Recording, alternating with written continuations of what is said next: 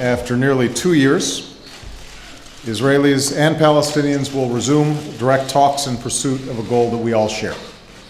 Two states, Israel and Palestine, living side by side in peace and security. This week, talks between Israel and the Palestinian Authority began in the U.S. After weeks of speculations, both sides are now at the table in Washington, D.C. The Obama administration has been pushing for negotiations for months, getting the two sides to agree to indirect talks in February. Now they've moved on to direct talks, with the hope of reaching the stage of final status negotiations. Mahmoud Abbas originally rejected entering direct talks because the Israeli-only colony construction on Palestinian land hasn't stopped. The partial freeze the Israeli Prime Minister imposed on construction is set to expire at the end of September, and Benjamin Netanyahu asserts he will not renew it. The Arab League supports the negotiations after reportedly strong American pressure. In mid-July, Obama also sent Abbas a letter, after which the Palestinian president acquiesced. His capitulation saw the growth of opposition among the Palestinian public, and in turn repression from the Palestinian Authority. Buttu is a Palestinian lawyer in Ramallah. She previously served on the negotiation team for the PA.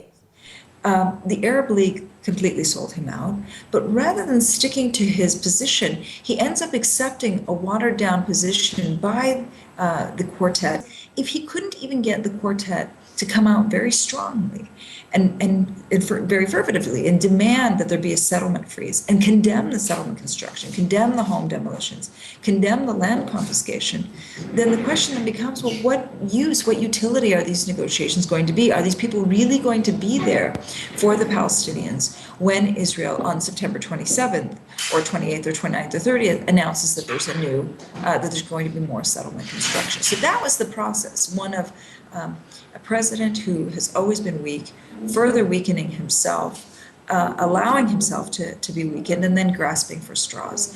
The climax of the whole thing, or the apex of the whole thing, is that even now he hasn't managed to get widespread PLO support, or even Fatah support for that matter. He seems to be going on this path alone and without any real support on the street. All other Palestinian parties reaffirmed their rejection of negotiations in a joint press conference in Syria. But though Hamas was portrayed as fundamentally opposed to negotiations, the representative painted a different picture of the group for The Real News in a recent interview in Doha.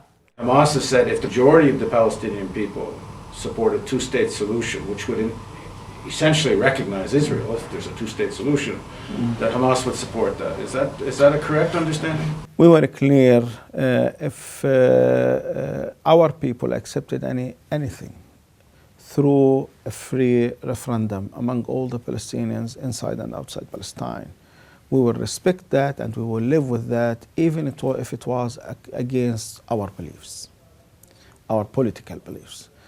Since the last round of negotiations in Annapolis failed in 2007, the American and Israeli administrations changed. While George W. Bush was replaced with Barack Obama and Ehud Olmert was replaced with Bibi Netanyahu, Mahmoud Abbas declared he will continue to remain in office, despite the fact that his term expired twice. This raises serious questions about his legitimacy as the representative of the Palestinian people. Mahmoud Abbas was elected in January of 2005, which would mean that his term expired in January of 2009.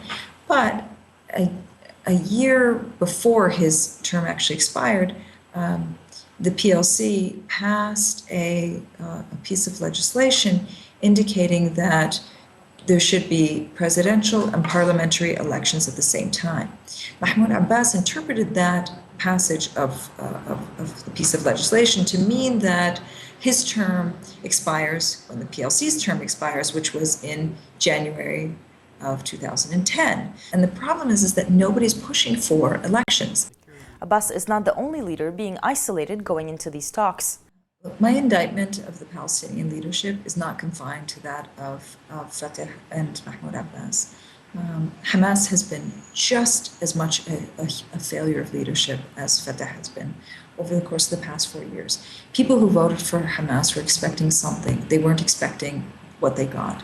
What they've gotten in Gaza is a worsening. There's a huge human rights situation that needs to be addressed in the Gaza Strip and that should not be condoned.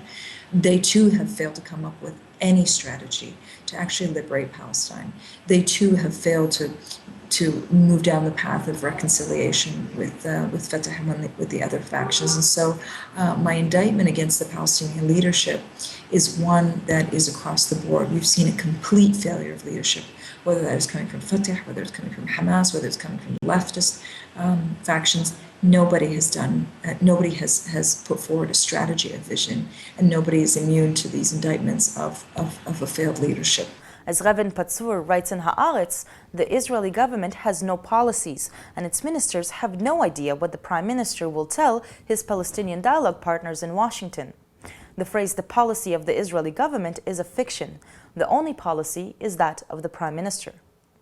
Palestinian leader and former presidential candidate Mustafa Barghouti spoke at a Ramallah rally on Wednesday. These talks will fail, and the risks are higher than ever for Palestinians. What is needed is a unified stance in rejecting Israel's terms for these negotiations. But unity talks have been underway for years and failed to move the Palestinian factions closer. Hamas even canceled the latest meeting with Fatah because Fatah agreed to negotiations with Israel. But Palestinians are not alone in their concerns about the process. Moshe Arens asks in the Israeli daily Haaretz, so what is happening here? Is this an Oriental version of the emperor's new clothes? Referring to U.S. President Obama's insistence on these talks happening now, he writes, how far will these negotiations proceed before someone declares that the emperor is naked? The negotiations will turn into a blame game. Meanwhile, unrest is heating up in the region. 2 attacks in 2 days in the West Bank led to the death of 4 settlers, one of whom was pregnant. After the first shooting, Nahum Barnea wrote in Yediot Achronot, the terror attack, with all the frustration it provokes and with all the anger and fury it evokes, provides the prime minister with a tactical PR weapon. But though the media and leaders concentrated on attacks on Israelis, the provocations were not one-sided. In the weeks leading up to the negotiations, the Israeli policy of home demolitions intensified. Also, 200 ancient Palestinian graves were bulldozed in a Jerusalem cemetery. And this week, the Jewish spiritual leader Rabbi Ovadia Yosef called for a plague to strike the Palestinian people dead. The main settler association, the Yesha Council, declared that because of the attacks on the settlers, it considers the partial freeze over. Israeli settlers then rampaged Palestinian homes in Hebron, defied the construction freeze all over the West Bank, and damaged Palestinian olive groves near Nablus. It's unclear how many Palestinians were injured in these attacks. From across the Israeli and Palestinian political spectrum, concerns were raised about the leadership and its lack of strategy entering these negotiations. However, despite the strong popular opposition on the ground and the growing violence in the region, Obama is determined to push ahead. As his administration managed to pressure the sides to come to the table and handpicked the negotiating partners, it seems it will also be dictating the terms of the talks. And though not everyone agrees with Obama's methods, everyone agrees the stakes are higher than ever. Arab League chief Amr Moussa even said at a press conference on Friday that this run of talks will be the last.